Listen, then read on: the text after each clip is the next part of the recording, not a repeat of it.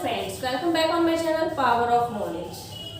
तो आज हम लोग पढ़ेंगे चैप्टर 1 का nature and purpose of business का क्लासिफिकेशन ऑफ बिजनेस एक्टिविटीज का सेकंड पार्ट। इससे पहले वाली वीडियो फर्स्ट पार्ट में हम पढ़ चुके हैं कि बिजनेस के 2 पार्ट्स होते हैं, पहला इंडस्ट्री, सेकंड कॉमर्स। तो उस वाली वीडियो में हमने पूरा सब कुछ इंडस्ट्रीज के बारे में समझा था। अगर आपने वो वीडियो नहीं देखी हो तो डिस्क्रिप्शन बॉक्स में लिंक है, आप वहां जाके चेक कर सकते हैं। तो आज हम सेकंड पार्ट में समझेंगे बिजनेस का जो सेकंड वाला पार्ट है कॉमर्स, इसके बारे में। तो कॉमर्स क्या होता है? यहाँ पे कॉमर्स जो है 2 शब्दों से बना है, ट्रेड और ऑक्सिलरी टू ट्रेड। ठीक है, दोनों चीज जो है मतलब वो कॉमर्स के अंदर आ जाती हैं। ट्रेड में जितनी भी एक्टिविटीज होती है और ऑक्सिलरी टू ट्रेड में जितनी भी एक्टिविटीज होती है वो सारा सब कुछ मिलाकर बनता है हमारा कॉमर्स। तो सबसे पहले हम ट्रेड के बारे में समझते हैं कि ट्रेड का मतलब क्या होता है। ट्रेड का मतलब होता है buying and selling of goods and services, है ना। तो या तो बाइंग एंड सेलिंग कह सकते हैं, ट्रांसफर कर सकते हैं, ट्रांसफर या exchange of goods and services, यही सब चीजें होती हैं ट्रेड, है ना। कोई चीज खरीदना, बेचना, एक्सचेंज करना, ट्रांसफर करना गुड्स या सर्विसेज का। अब ट्रेड भी जो होते हैं 2 टाइप्स के होते हैं। पहला हो गया है हमारा इंटरनल ट्रेड, सेकंड हो गया हमारा एक्सटर्नल ट्रेड। इंटरनल ट्रेड को हम और क्या कहते हैं? डोमेस्टिक ट्रेड भी कह सकते हैं, होम ट्रेड भी कह सकते हैं। इंटरनल ट्रेड का मतलब क्या होता है?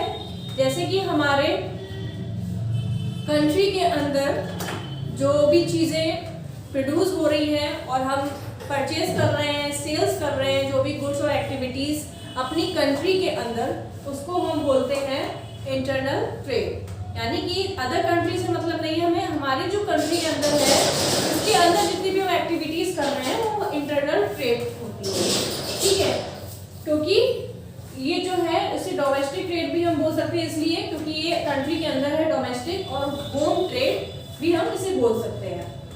अब जैसे मान लीजिए हमारी कंट्री में ही एक फैक्ट्री है, तो वहाँ पे कुछ गुड प्रोड्यूस हो रहा है, तो हमने वहाँ से परचेज किया, तो हमने सेल्स कर दिया अपने कस्टमर्स को। तो ये क्या हो रहा है? एक्टिविटीज हमारी इंटरनल ट्रेड हो रही है ना, कंट्री के अंदर हो रही है। और एक्सटर्नल ट्रेड क्या होता है? हमारे अपनी कंट्री से हम कोई गुड्स प्रोड्यूस हो रहा है, उसको हम कहाँ सेल कर रहे हैं? अपनी अदर कंट्री में सेल कर रहे हैं, है ना। अपनी कंट्री से किसी अदर कंट्री में सेल कर रहे हैं, या फिर अदर कंट्री से हम परचेज कर रहे हैं कोई गुड्स और सर्विसेज। ठीक है, ले रहे हैं हम अब दूसरी कंट्री से अपनी कंट्री में। तो एक्सटर्नल हो गया। इंटरनल, डोमेस्टिक या home trade again is divided into 2, wholesale और रिटेल। तो होलसेल का मतलब क्या होता है? इंडस्ट्रीज में गुड्स बन रहा है, हमने होलसेलर वालों ने क्या किया, वहां से बल्क में बहुत ज्यादा तादाद में वो गुड्स को खरीद लिया, है ना। बहुत ज्यादा तादाद में खरीद लिया, तो उसे हम बोलते हैं होलसेल। आपने सुना होगा आपके सिटी में आपने सुना होगा होलसेल की दुकानें होती है, शॉप्स होती हैं, होलसेल्स के होते हैं। यानी कि जैसे अब कपड़ों के होलसेलर होते हैं, या फिर हम कह सकते हैं मोबाइल पार्ट्स के जो होलसेलर होते हैं, वो क्या करते हैं, ज़्यादा तादाद में, क्वांटिटी में वो सामान को डायरेक्ट इंडस्ट्रीज से, फैक्ट्री से खरीद लेते हैं कम रेट में, और फिर क्या करते हैं, वो उसको बेचते हैं रिटेलर्स को या फिर कस्टमर्स को बेचते हैं। तो रिटेलर्स यहाँ पे क्या हो गए, जो छोटे छोटे शॉप्स हैं, दुकानें हैं, वो क्या करती हैं, वो कम रेट पर होलसेलर से खरीद लेती हैं, है ना। फिर वो किसको बेचती हैं? अपने जो डायरेक्ट फाइनल जो कस्टमर्स होते हैं या कंज्यूमर्स होते हैं उनको वो सेल करती हैं, है ना। तो फिर दोनों में डिफरेंस समझ आया। होलसेलर क्या करते हैं, ज़्यादा तादाद में, ज़्यादा क्वांटिटी में, बल्क में वो गुड्स को खरीदते हैं, और रिटेलर क्या होते हैं, कम तादाद में, कम क्वांटिटी में उसी गुड्स को खरीदते हैं। तो होलसेलर क्या करता है, बहुत सारे रिटेलर्स होते हैं, उनको वो सप्लाई करता है गुड्स, है ना। तो एक जगह है, अपना मार्केट है, उसमें बहुत सारे कपड़ों की दुकान देखी होगी आपने, छोटी छोटी, और एक देखी होगी होलसेलर की दुकानें। वहाँ पे वो डायरेक्ट सस्ता माल खरीद के वो छोटे छोटे शॉपकीपर्स को प्रोवाइड कराता है सामान, है ना। तो ये समझ में आ गया इंटरनल ट्रेड क्या होता है, जो हमारे अंदर डोमेस्टिक एरिया में, यानी कि अपनी कंट्री में कह सकते हैं, अपने स्टेट में कह सकते हैं, जो व्यापार होता है, जो ट्रेड होता है, बाइंग और purchase, exchange of goods and services का, वो सारा। और एक्सटर्नल ट्रेड का मतलब क्या होता है जो हम अपनी कंट्री से या दूसरों की कंट्री से खरीदते हैं या बेचते हैं गुड्स और सर्विसेज। अब उसमें भी 3 पार्ट हो गए हमारे। पहला हो गया हमारा इंपोर्ट, सेकंड एक्सपोर्ट, थर्ड हो गया इंटरपोर्ट। इंपोर्ट का मतलब क्या होता है, हमने दूसरी कंट्री से सामान को अपनी कंट्री में मंगवाया, यानी कि हमने परचेज किया दूसरी कंट्री से अपनी कंट्री में। क्यों किया परचेज? अपने यूज के लिए किया, है ना।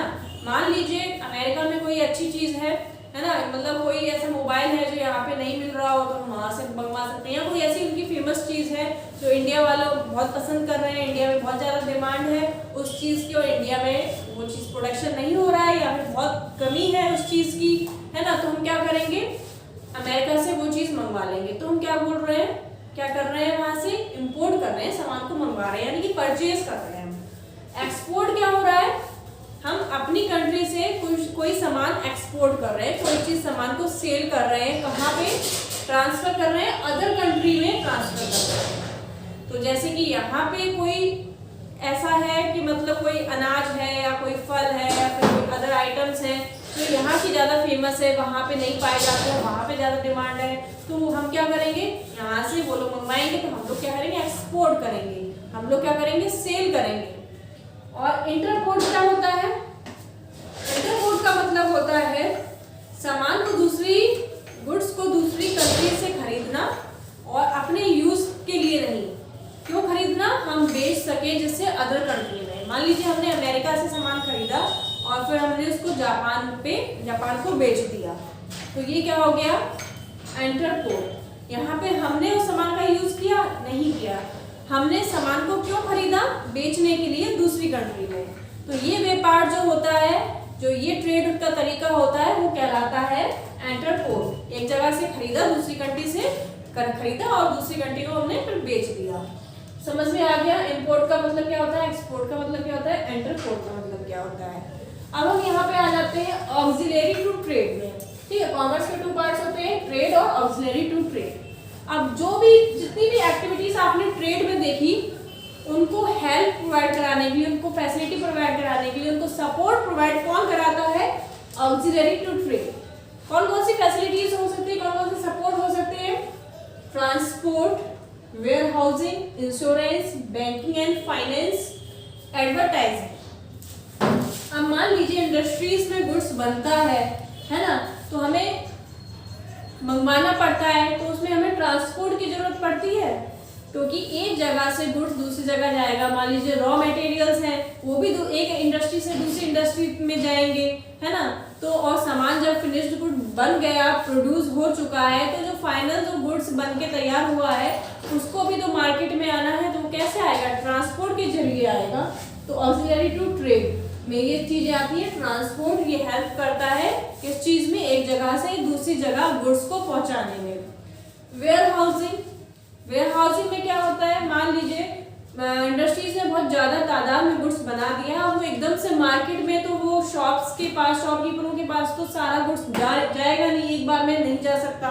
तो वेयर हाउसिंग होते हैं, एक ऐसे स्टोर्स होते हैं, वहां पे गुड्स को स्टोर करके रखा जाता है। जैसे ही कोई किसी की डिमांड होती है, कस्टमर्स की या फिर किसी शॉपकीपर्स की डिमांड होती है कि हमारे यहाँ गुड्स खत्म हो गया, तो वो वेयर हाउस से गुड्स को मंगवा लेते हैं, है ना। या फिर कुछ ऐसा आइटम्स होता है जो बहुत ही ज्यादा उसको केयर की जरूरत होती है, वो टूट सकता है ना, बहुत ही महंगे आइटम्स होते हैं, तो वो वेयर हाउस में स्टोर किए जाते हैं। जैसे ही कोई डिमांड होती है किसी कस्टमर्स की, तो वहां से वो कांटेक्ट कर सकता है, कांटेक्ट करेगा, फिर वेयर हाउस से उसको डायरेक्ट सामान प्रोवाइड हो जाएगा। या फिर सामान गुड्स बच भी जाता है, जैसे मार्केट में डिमांड नहीं है किसी गुड्स की, तो सामान जो है, स्टॉक जो हमारा बच गया, तो हमने वेयर हाउस में ट्रांसफर कर दिया, वेयर हाउस में हमने रख दिया, जब कोई डिमांड आती है तो वहां से लेकर उसको डायरेक्ट कस्टमर तक प्रोवाइड करा सकते हैं। इंश्योरेंस, अब बिजनेस आप कर रहे हैं, आपने इससे पहले वाली वीडियो में देखा होगा, बिजनेस में रिस्क तो होती है, बहुत तरह की रिस्क होती है। चोरी का डर है, आग लगने का डर है ना, कुछ नेचुरल कैलेमिटीज की वजह से कुछ डैमेज होने का डर है। तो क्या होता है, इंश्योरेंस कंपनियां होती हैं, वो उस सामान का, आपके एसेट्स का जो बिजनेस में मशीन है, प्लांट्स है, जितने भी जो एसेट्स है, स्टॉक है, उनका क्या करती है, इंश्योरेंस करती है। यहाँ तक कि जो एम्प्लॉयज होते हैं उनका भी इंश्योरेंस होता है, लाइफ इंश्योरेंस। तो वो इंश्योरेंस की फैसिलिटी प्रोवाइड कराती हैं जिससे रिस्क को कम किया जा सके। बैंकिंग एंड फाइनेंस, अब जो बैंक्स होते हैं, फाइनेंस कंपनियां होती हैं, वो कैसे काम करेंगी इसमें ट्रेडिंग में? वो ऐसे काम करती हैं कि आपको कुछ लोन चाहिए है ना, कुछ फाइनेंस की जरूरत पड़ रही है, आपको अपने एसेट्स में एसेट्स लगाना है, आपको अपनी इंडस्ट्रीज में, या गुड्स का जो प्रोडक्शन करना है उसके लिए, रॉ मटेरियल्स के लिए आपको लोन लेना है, तो वो उसमें काम करती है। एडवर्टाइजिंग का मतलब क्या होता है? एडवर्टाइजिंग का मतलब होता है कि आप क्या करना है कि मतलब जो भी आपका जो गुड्स बना है, फाइनल जो आपका तैयार हुआ है प्रोडक्ट, उसको एडवर्टाइज करते हैं। एडवर्टाइज भी बहुत तरीके से होते हैं है ना, पम्पलेट्स वगैरह आप छपा सकते हो, बैनर्स छपा सकते हो, ऑनलाइन एडवर्टाइजिंग कर सकते हो। तो ये जो सारी फैसिलिटीज प्रोवाइड किसको कराई जा रही हैं? इन ट्रेड को प्रोवाइड कराई जा रही है। ऑक्सिलरी ट्रेड का मतलब ही होता है फैसिलिटी या सपोर्ट प्रोवाइड कराना, किसको? इस ट्रेड को। हर तरह की ट्रेड होते हैं, इम्पोर्ट एक्सपोर्ट है ना, इंटरपोर्ट, होलसेल, रिटेलर, जो इंटरनल्स में आते हैं और एक्सटर्नल में आते हैं, इनको जितनी भी सारी सर्विसेज की जरूरत पड़ती है, सपोर्ट और हेल्प की जरूरत पड़ती है, वो सारी चीजें आती हैं हमारी ऑक्सिलरी टू ट्रेड के अंदर। आज हमने ये वाला चैप्टर भी पूरा फिनिश कर लिया है। इस चैप्टर से रिलेटेड जितने भी वीडियोस हैं वो डिस्क्रिप्शन बॉक्स में आप वहां से देख सकते हैं। जल्द ही आपको नोट्स भी मिल जाएंगे, आप हमारे डिस्क्रिप्शन बॉक्स में देखते रहिएगा। अगर आपने हमारे चैनल को अभी तक सब्सक्राइब नहीं किया है तो फटाफट से सब्सक्राइब कर लीजिए, बेल आइकन को प्रेस कर लीजिए, इससे आपको हमारी लेटेस्ट वीडियो के अपडेट्स मिलते रहेंगे। तो फिर मिलते हैं नेक्स्ट वीडियो में नई क्लास के साथ। तब तक के लिए thank you for watching my channel tower of knowledge.